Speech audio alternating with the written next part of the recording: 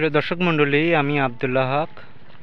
দর্শক, এইমাত্র এসেছি সাতক্ষীরা জেলা আশাশুনি উপজেলা ঢেকুর ব্রিজ আর কি। এখানে ব্রিজ নির্মাণ হচ্ছিল, যেহেতু সরকার পতন হওয়ার পরের থেকে আর কাজগুলো এখানে হয় নাই। পানি অতিরিক্ত হয়েছে, রাস্তা ছাপাই গেছে আর কি।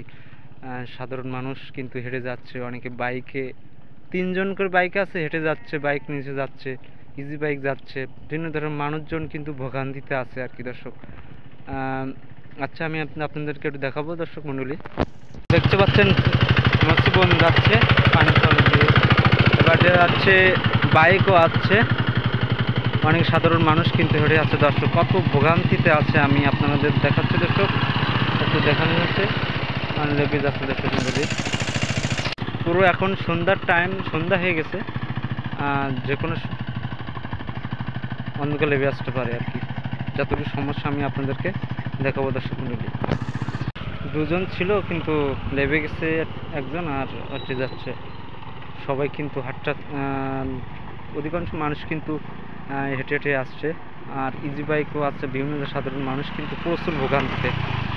2-3 থেকে 4 দিন আগে যে টানা বৃষ্টি হয়েছিল, সেই বৃষ্টিতে সব বন্যা, সব পানি তুলিয়ে সব রাস্তাঘাট তুলিয়ে গেছে আর কি।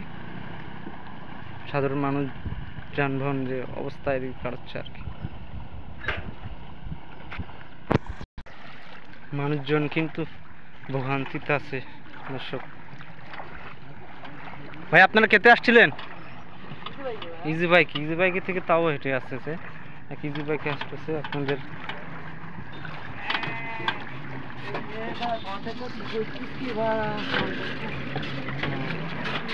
ভ্যান, সুমন, মোটরসাইকেল, অধিকাংশ সাধারণ মানুষ কিন্তু হেঁটে আসছে। দর্শক, আমি আপনাদেরকে দেখাচ্ছি, আমিও হেঁটে যাচ্ছি আর কি।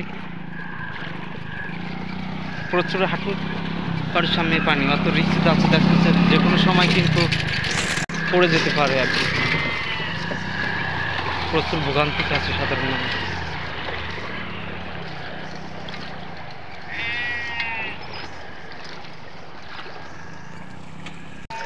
সাধারণ মানুষ কিন্তু আছে আর কি, উঠতে পারছে না। এই ভ্যানগুলো প্রচুর খারাপ আর কি। রাত হয়ে গেছে, তো সন্ধ্যা হয়ে গেছে, তো দেখাও যাচ্ছে না আর কি। পানি কিন্তু সেই পরিমাণ পানি আছে। দর্শক মণ্ডলী, অনেক কষ্টে যাচ্ছে সাধারণ মানুষজন। আমি এই মুহূর্তে আছি ঢেকুর ব্রিজ আর কি।